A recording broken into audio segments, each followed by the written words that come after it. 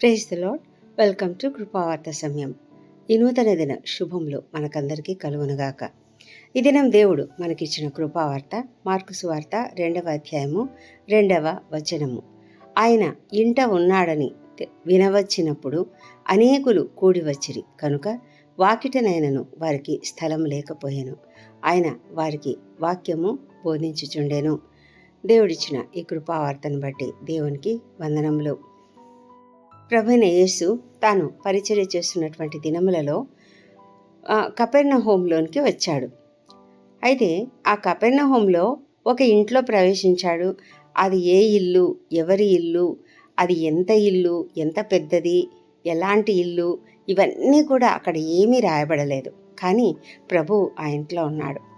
ఆ ఇంట్లో ఉన్నాడు అని వినవచ్చింది. అంటే ముందు ఒకరు వెళ్ళి చూశారు, తర్వాత ఇంకొకరు ఆ విధంగా ఒక్కొక్కళ్ళకి చెప్పుకున్నారు. ఇక్కడ ప్రభువైన యేసు ఉన్నాడు, అదిగో ఆ ఇంట్లో ప్రభువైన యేసు ఉన్నాడంట, అదిగో ఆ ఇంట్లో ప్రభువైన యేసు ఉన్నాడంట అని ఆ విధంగా చెప్పుకుంటూ అందరూ ఒకరికొకరు తెలిసిపోయి అందరూ ఆ ఇంటికి వచ్చారు. ఎందుకు వచ్చారు అంటే ప్రభువైన యేసు అప్పటికే ఆయన అనేకమైన స్వస్థత కార్యాలు చేస్తూ ఉన్నాడు, అనేక అపవిత్రాత్మలను పోగొడుతూ ఉన్నాడు, అనేకమైన ఆశ్చర్య కార్యాలను చేస్తూ ఉన్నాడు. కాబట్టి ప్రజలకందరికీ ఆయన ఒక గొప్ప ప్రవక్త అనే ఫీలింగ్ ఉంది. ఆయన చాలా మంచివాడు, ఆయన చక్కగా బోధిస్తాడు, ఆయన బోధ వినాలి, ఆయనను తాకితే చాలు మాకు స్వస్థత కలుగుతుంది, ఆయన మాట సెలవిస్తే చాలు ఆయన నుంచి మేము స్వస్థత పొందుకుంటాము. ఈ విధమైనటువంటి నమ్మకాలు అనేకం కలిగినటువంటి వారై అందరూ కూడా అక్కడికి చేరారు. అక్కడ చేరినప్పుడు అక్కడ ఎలా ఉందంటే పరిస్థితి, అది బహుశా అది ఎంత ఇల్లో మనకు తెలీదు, చాలా పెద్ద ఇల్లో తెలీదు, చిన్న ఇల్లో తెలీదు. ఆ ఇంట్లో జనమంతా కూడా చేరిపోయారు. అందరూ ఒకరి మీద ఒకరు కూర్చున్నారు. ఎంత కిటకిటలాడుతుందంటే వాకిట్లో కూడా స్థలం లేదంట. అంటే గుమ్మంలో కూడా అందరూ ప్రజలు చేరిపోయారు. అందరూ చూస్తూ ఉన్నారు. బహుశా కిటికీలు ఉంటే కిటికీలలో నుంచి కూడా చూస్తూ ఉండవచ్చు. మరి వెనక ద్వారం ఉంటే వెనక ద్వారం నుంచి కూడా వాళ్ళు లోపలికి వచ్చి ఉండవచ్చు. మనము ఆ ఇంటి యజమానిని మెచ్చుకోవాలి కదా. కొంతమంది ఏం చేస్తారంటే, ఇలాంటి పరిస్థితి వచ్చి ఎవరైనా ఒక గొప్ప వ్యక్తి మన ఇంటికి వచ్చినప్పుడు మరి మిగతా వాళ్ళందరూ వచ్చి అక్కడ ఆ గొప్ప వ్యక్తిని చూడాలని వస్తూ ఉంటే వీళ్ళు విసుక్కుంటూ ఉంటారు. అబ్బా, ఈయన ఎప్పుడు వెళ్ళిపోతాడా, ఎందుకు ఇట్లా చేస్తూ ఇలా ఇంతమంది రావడం, ఈ విసుగు చాలా నాన్సెన్స్గా ఉంది, న్యూసెన్స్గా ఉంది అని అనుకుంటూ విసుక్కునే వాళ్ళు కొంతమంది ఉంటారు. కానీ ఈ ఇంటి యజమాని అలా కనిపించటం లేదు. ఈ ఇంటి యజమాని మనస్ఫూర్తిగా ఆయనను ఆహ్వానించాడు.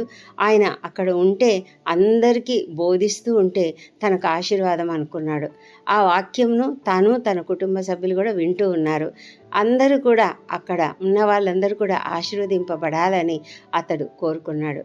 కాబట్టి ఆ ఇంటి యజమానిని మనం ఎంతగానో అభినందించాలి. అంతేకాదు, అలాంటి ఇల్లుగా మనం ఉంటున్నామా?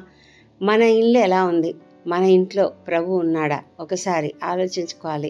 ఎందుకంటే ప్రభువు ఆ ఇంట్లో ఉంటే ఆ ఇల్లు ఎలా ఉంటుందంటే, మనము జనరల్గా ఒక వాల్ హ్యాంగర్ చూస్తూ ఉంటాం. వాల్ హ్యాంగింగ్ ఎలాంటిదంటే అందులో కొన్ని మాటలు ఉంటాయి. Christ is the head of this house, the unseen host at every meal, the silent listener to every conversation అని మనం వింటూ ఉంటాము, అదే చదువుతూ ఉంటాము. అలాంటి వాల్ హ్యాంగింగ్ ఇళ్లలో ఉంటుంది. అంటే అర్థం ఏమి అంటే, ఆయన మనలో ఉన్నాడు, మన ఇంట్లో ఉన్నాడు, మనలో ఉన్నాడు. అంటే ఆయన మన ఇంట్లో ఒక గొప్ప యజమానిగా ఉన్నాడు. ఆయన మనకు కనిపించడు, ఈ ఇంటికి ఆయనే యజమాని. ఆయన మనకు హోస్ట్గా ఉన్నాడు. అంటే మనకు యజమానిగా ఉంటూ మనకన్నీ సప్లై చేస్తున్నాడు. ఆయన సమకూర్చేవాడు, మనకు కావలసినవన్నీ సమకూర్చి ఇచ్చేవాడు, మనకు కావలసిన ఫుడ్ ఇచ్చేవాడు, మనకు కావలసిన వస్త్రాలు ఇచ్చేవాడు, మనకు కావలసినవన్నీ కూడా ఇచ్చేవాడు. అలాంటి దేవుడు మన ఇంటి యజమాని. అంతేకాదు, ఆయన సైలెంట్గా మనం మాట్లాడుకునే మాటలన్నీ వింటూ ఉంటాడు. మరి మనము ఎలా మాట్లాడుకుంటున్నామో ఇళ్ళలో మనం జ్ఞాపకం పెట్టుకోవాలి. మన యొక్క మాటలు మరి దేవునికి ఆశీర్వాదకరంగా ఉన్నాయా లేదా? ఆయన చెవియొగ్గి వింటాడు. ఆయన మనల్ని వినే దేవుడు, మన మాటలను వినే దేవుడు. మనం ఎవరి గురించైనా చెడుగా మాట్లాడుతూ ఉంటే ఆయన వినే దేవుడు. మంచిగా మాట్లాడుతూ ఉంటే వినే దేవుడు. మనం ఎవరికైనా సహాయం చేయాలని ఆలోచిస్తున్నామా? అది కూడా వినే దేవుడు. ప్రతి మాటను కూడా ఆయన వింటూ ఉంటాడు. మనం ఒకరితో ఒకరు మాట్లాడుకునే ప్రతి మాటను కూడా ఆయన వింటూ ఉన్నాడు అన్న విషయాన్ని మనం జ్ఞాపకం ఉంచుకుంటే నిజంగా మనం ఎంతో ధన్యులం. ఎందుకంటే మనం చాలా జాగ్రత్తగా ఉంటాము. మన మాటలు ఎల్లప్పుడూ కూడా దేవునికి మహిమకరంగా ఉంటాయి. మన మాటలు ఎల్లప్పుడూ కూడా దేవునికి ఇష్టమైనవిగా ఉంటాయి. మరి ఈ ఇంట్లో కూడా ఆ వ్యక్తి దేవుని యొక్క మాటలు వినాలని దేవుణ్ణి తన యజమానిగా చేసుకొని ఆ ఇంట్లో ఆయనకు సర్వ హక్కులను ఇచ్చేశాడు. ఆయన సమస్తమైన ఆధిపత్యాన్ని దేవునికి ఆపాదించి ఆ ఇంట్లో ఆయనను ఒక యజమానిగా ఆ ఇంట్లో కూర్చోబెట్టాడు. మరి ఆయనను చూడడానికి వచ్చినటువంటి వాళ్ళు, వినడానికి వచ్చినటువంటి వాళ్ళు, ఆయన చేత మంచిగా స్వస్థత పొందుకోవాలనుకునే వాళ్ళు అందరూ కూడా అక్కడ ఉన్నారు. అక్కడంతా కూడా వింటూ అందరూ కూడా ఆయన వాక్యము బోధిస్తూ ఉంటే వింటూ ఉన్నారు. అయితే ఆ సమయంలో ఒక అద్భుత కార్యం ఆ ఇంట్లో జరిగింది. అదేంటంటే మనకందరికీ తెలుసు, ఒక ఒక వ్యక్తి పక్షవాయువుతో బాధపడుతూ ఉన్నాడు. అయితే ఆ బాధపడుతున్న వానికి కొంతమంది స్నేహితులు ఉన్నారు. వాళ్ళు ఏం చేశారంటే నలుగురి చేత ఆ వ్యక్తిని మోయించుకొని వచ్చారు. అయితే దేవుని దగ్గరికి తీసుకువెళ్ళాలి, ప్రభువు దగ్గరికి తీసుకువెళ్ళాలంటే అక్కడ ఎక్కడ కూడా స్థలం లేదు. అసలు ఎవరు స్థలం ఇవ్వడం లేదు. ఎవరు అసలు వాళ్ళని అలో చేయడానికి కూడా అసలు వీలే కావడం లేదు. అందరూ ఆయన చెప్పే మాటల మీద నిమగ్నమైపోయి ఉన్నారు. పూర్తిగా వారి యొక్క హృదయాలను కాన్సన్ట్రేట్ చేసుకొని ఈ వచ్చినటువంటి వాళ్ళ గురించి అస్సలు పట్టించుకోవడం లేదు. అప్పుడు వాళ్ళు ఏం చేశారంటే ఆయన ఎద్దకు చేరలేకపోయినారు కాబట్టి వాళ్ళు ఆయన ఎక్కడున్నాడో ఆ చోటుకి పైగా ఇంటి కప్పు విప్పారు. ఆ ఇల్లు బహుశా ఒక పెంకుల ఇల్లు అనుకుందాం. అప్పుడు పెంకులన్నీ తీసేశారనమాట. పెంకులన్నీ తీసివేసి అక్కడ అడ్డంగా ఉన్నటువంటి ఆ చిన్న చిన్న కర్రల్ని, చెక్కల్ని అన్నిటిని కూడా తీసివేసి ఆ మనిషి పట్టేంత రంధ్రం చేశారు పైన ఇంటి కప్పు మీద. ఆ రంధ్రం చేసి వాళ్ళు ఏం చేశారంటే ఆ సందు చేసి పక్షవాయువు గల వాణిని పరుపుతోనే కిందకి దింపారంట. తాళ్ళు కట్టారు. ఆ పరుపుతోనే ఆ వ్యక్తిని ప్రభువైన యేసు ముందర దింపారు. అప్పుడు అంత డిస్టర్బెన్స్ అవుతూ ఉంటే ఖచ్చితంగా అందరూ అలా పైకి చూసి ఉంటారు. మరి ఆ ఇంటి యజమాని ఒక్క మాటైనా అన్నాడా అంటే ఏమీ అనలేదు. అంతగా వాళ్ళు ఇల్లు విప్పుతున్నారు, పెంకులు విప్పుతున్నారు, రూఫ్ తీసేస్తున్నారంటే అతడు ఏమీ అనలేదు. అతడేమీ ప్యానిక్ అవ్వలేదు, కోపం తెచ్చుకోలేదు, వాళ్ళని అరవలేదు, గద్దించలేదు, ఏమీ చేయలేదు. అందరూ అలా చూస్తూ ఉన్నారు పైకి. అలా చూస్తూ ఉంటే వాళ్ళు పరుపుతో సహా తమ స్నేహితుడిని ఆ ప్రభువైన యేసు ముందుకు దింపారు. అప్పుడు ప్రభువైన యేసు వారి విశ్వాసం చూశాడు. ఎవరి విశ్వాసం? అతని స్నేహితుల విశ్వాసం. ఎందుకంటే ఆ పక్షవాయువు గలవాడు మాట్లాడలేడు, అతడు ఏమి చేయలేడు, అతను లేవలేడు. చాలా భయంకరమైన పరిస్థితిలో అతను ఉన్నాడు. మరి నిశ్చేష్టమైనటువంటి పరిస్థితి. అతనికి ఏమీ రాదు, అతనికి చేత కాదు. అలాంటి పరిస్థితుల్లో ఉన్నటువంటి ఆ వ్యక్తిని చూసినప్పుడు ప్రభువైన యేసు వారి విశ్వాసం చూసి ఆ అబ్బాయితో ఆ పక్షవాయువు గల వానితో మాట్లాడుతూ ఉన్నాడు. నీ పాపములు క్షమించబడి ఉన్నవని చెప్పాడు. కుమారుడా అని పిలిచాడు. ఎంత ఆదరణ కదా! కుమారుడా అని పిలిస్తే ఎంతో ఆదరణ. ఆ పేరుతో అలా పిలిచి నీ పాపములు క్షమించబడి ఉన్నాయి అన్నప్పుడు అక్కడ ఉన్నటువంటి శాస్త్రులు కూడా ఉన్నారు అక్కడ. వాళ్ళు ఎప్పుడెప్పుడు పేర్లు పెడదామా, ఎప్పుడెప్పుడు విమర్శలు చేద్దామా అని చూస్తూ ఉంటారు. వాళ్ళు అన్నారు, నువ్వెందుకు దేవదూషణ చేస్తున్నాడు ఇతడు అని వాళ్ళలో వాళ్ళు అనుకుంటున్నారు. అది కూడా ఆలోచించుకుంటున్నారు, పైకి అనలేదు, హృదయంలో ఆలోచించుకుంటున్నప్పుడు ప్రభు వాళ్ళ హృదయ రహస్యములను ఎరిగినటువంటి దేవుడు కదా. ఆయన వెంటనే అన్నాడు, మీరు ఎందుకు ఇలాంటి సంగతులు మీ హృదయములలో ఆలోచించుకుంటున్నారు? నేనేం చెప్పాలి? నీ పాపములు క్షమించబడి ఉన్నాయి అని చెప్పడం సులభమా, లేకపోతే నువ్వు లేచి నీ పరుపెత్తుకొని నడుమని చెప్పడం సులభమా అని వాళ్ళని అడిగి అయితే ప్రభు ఏం చెప్తున్నాడంటే, పాపములు క్షమించుటకు భూమి మీద మనుష్య కుమారునికి అధికారం కలదు అని మీరు తెలుసుకోవాలి అని చెప్పాడనమాట. అంటే నేను మనుష్య కుమారుణ్ణి, అయితే నాకు దైవశక్తి కలదు, నేను కూడా దైవంలాగా నేను క్షమించగలను అని చెప్పాడు. చెప్పి పక్షవాయువు గల వాణ్ణి చూచి, నీవు లేచి నీ పరిపెత్తుకొని ఇంటికి పొమ్మని నీతో చెప్పుచున్నానని చెప్పాడు. ఎంత గొప్ప విషయం కదా! ఎంత అద్భుతంగా అతన్ని లేపాడు ప్రభు. ఆ విధంగా ఆయన ఒక్క మాట చెప్పగానే పక్షవాయువు గలవాడు లేచి పరిపెత్తుకొని అందరి ఎదుట నడిచిపోయాడు. అంతవరకు ఎవరు లోపలికి రావడానికైతే అతనికి స్థలం ఇవ్వలేదు, కానీ పరిపెత్తుకొని బయటికి వెళ్ళడానికి మాత్రం బాగా స్థలం ఇచ్చారు. అతడు అలా వెళ్తుంటే, ఎందుకంటే వాళ్ళు విభ్రాంతి నొందారు, వాళ్ళు ఆశ్చర్యంతో మునిగిపోయారు. వాళ్ళకు అసలు ఏం చెప్పాలో తెలియలేదు. ఎంత గొప్ప అద్భుతమా! ఇతడు పక్షవాయువుతో ఎన్ని సంవత్సరాల నుంచి ఉన్నాడు, అతడు లేవలేడు, అతడికి ఏమీ శక్తి లేదు, మాట్లాడలేడు. అలాంటి వాణ్ణి లేచి పరిపెత్తుకున్నాడు అనగానే అతడు లేచి పరిపెత్తుకొని నడిచిపోతున్నాడే, ఎంత గొప్ప అద్భుతమని అందరూ ఆశ్చర్యపోయి చూస్తూ ఉన్నారు. వారందరూ అంటున్నారు, మనం ఇలాంటి కార్యాలను ఎప్పుడు కూడా చూడలేదు అని చెప్పుకుంటూ దేవుణ్ణి మహిమపరిచారు. అక్కడ దేవునికి మహిమ కలిగింది. అంతేకాదు వాళ్ళకి తెలిసిపోయింది, దేవుడు అంటే ఈయన కేవలం మనుష్య కుమారుడు కాదు, ఈయన దైవశక్తి గలవాడు, దైవమే. అందుకే ఆయన పాపములను కూడా క్షమించగలిగినటువంటి శక్తి ఈయనకున్నది అన్న విషయాన్ని కూడా వారు తెలుసుకోగలిగారు. మరి అందరూ కూడా ఆశ్చర్యంతో అక్కడ ఎంత అద్భుతము, ఈ విషయం ఇంత అద్భుతం జరిగింది ఇక్కడ అని వారు ఎంతో ఆనందపడినారు. అంతేకాకుండా ఆశ్చర్యపోయారు. అంతేకాకుండా ఆ విషయంలో వాళ్ళు షాక్కి గురైనట్లుగా, అంటే ఒక పక్షవాయువు గలవాడు లేవడం అనేది చాలా చాలా అద్భుతకరమైనటువంటి విషయం. అస్సలు అది సాధ్యమే కాదు. మనకు చూస్తున్నాం కదా, ఈ లోకంలో ఎంతోమంది పక్షవాయువు గల వారు ఉన్నారు. వారందరి పరిస్థితులు మనం చూస్తున్నప్పుడు చాలా ఎక్కువగా చాలా ఎక్కువ శాతము బ్రెయిన్లో డ్యామేజ్ అయినప్పుడు అసలు లేవలేని పరిస్థితులలో మంచానికే పరిమితమైనటువంటి వారు అనేక మంది ఉంటారు. అలాంటి స్థితిలోనే మరణిస్తూ ఉంటారు. అయితే ఇంత గొప్ప అద్భుతం దేవుడు చేశాడు. అది ఎందువలన అంటే కేవలము వారు దేవుణ్ణి విశ్వసించడం వల్ల. అంతేకాదు దేవుడు ఎంతగానో వాళ్ళను ప్రేమించాడు, వారి విశ్వాసం చూశాడు ఆయన. అందుకే ఆ కుమారుడా నీ పాపములు క్షమించబడిన. ఇక్కడ పాపములు అనేవి ఎల్లప్పుడూ కూడా మన యొక్క ప్రతి రోగానికి కూడా ఒక పాపం కూడా ఉంటుంది.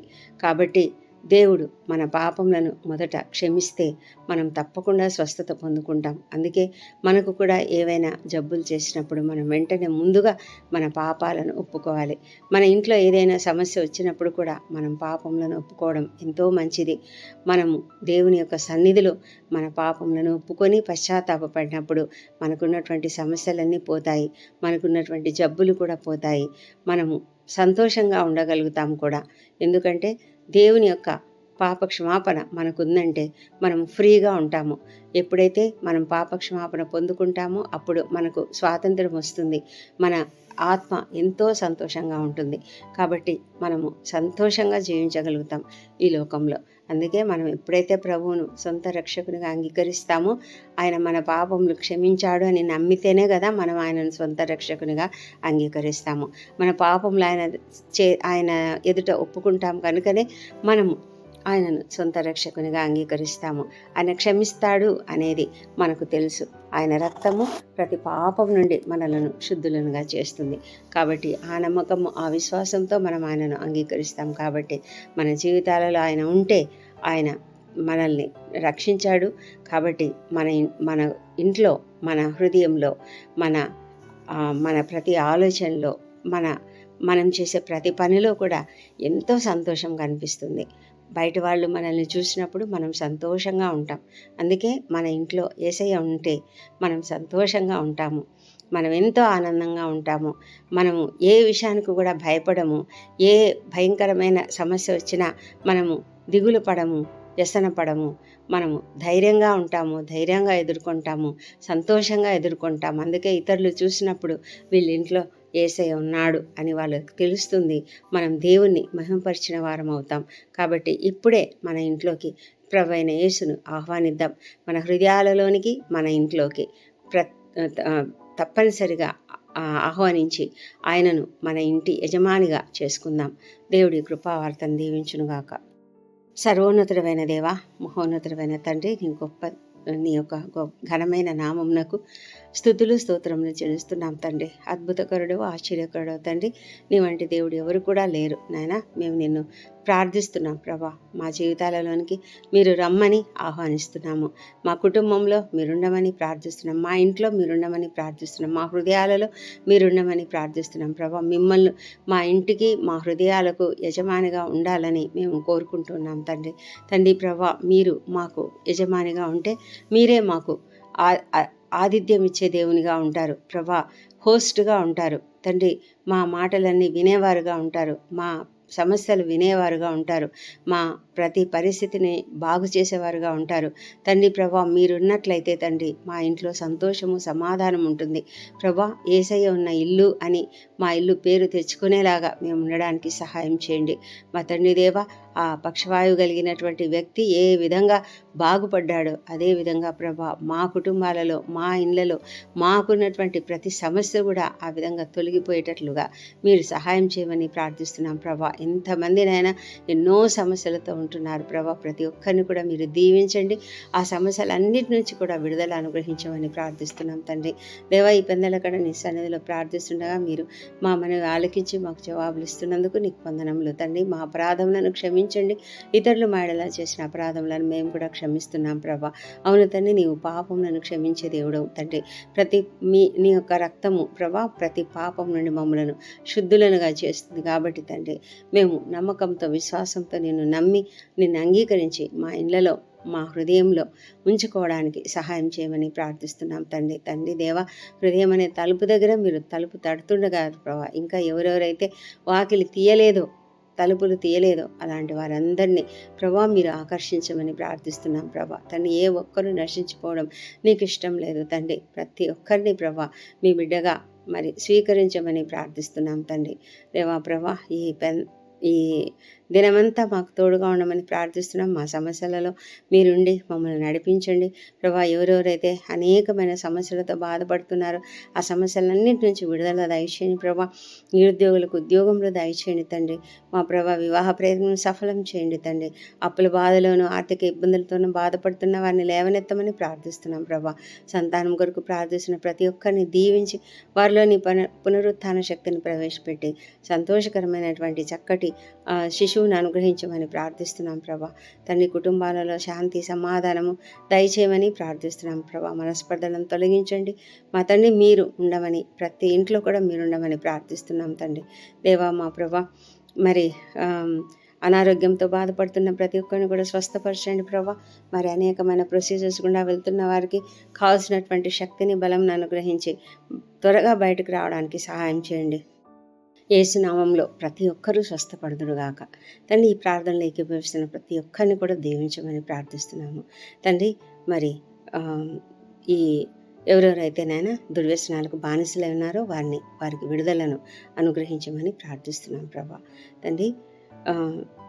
తండ్రి, మా ప్రార్థనలన్నీ అంగీకరించి జవాబులు ఇచ్చినారని నమ్ముతున్నాము. ముఖ్యంగా ప్రభా, ప్రపంచమంతటా శాంతి, సమాధానం అనుగ్రహించండి. ఇజ్రాయెల్ దేశంను దీవించండి ప్రభా. అక్కడ జరుగుతున్న పరిస్థితులలో మీరుండండి. మరి యెరూషలేమును దీవించండి. యెరూషలేంలో వారి నగరులలో క్షేమము, వారి ప్రాకారములలో నెమ్మదిని దయచేయమని ప్రార్థిస్తున్నాము తండ్రి. మా దేశంలోను, రాష్ట్రంలోనూ ఉన్న భయంకర పరిస్థితులను తీసివేసి నాయన బాగు చేయమని ప్రార్థిస్తున్నాం ప్రభా. మీరు ఇన్వాల్వ్ కమ్మని ప్రార్థిస్తున్నాం తండ్రి. ఏదైనా బర్త్డేలు, వివాహాలను జరుపుకుంటున్న బిడ్డను దీవించండి. గడిచిన సంవత్సరం అంతా వారికి చేసిన ప్రతి మేలును బట్టి నీకు వందనములు. రాబోయే సంవత్సరంలో ఇంకనూ అధికమైన మేలులను వారికి అనుగ్రహించమని ప్రార్థిస్తున్నాం ప్రభా. మా ప్రార్థనలన్నీ మా ప్రభువును, మా ప్రియ రక్షకుడు నైనా యేసుక్రీస్తు అత్యంత శక్తిగల నామంలో అడిగి వేడుకుంటున్నాం తండ్రి. ఆమెన్. Amen.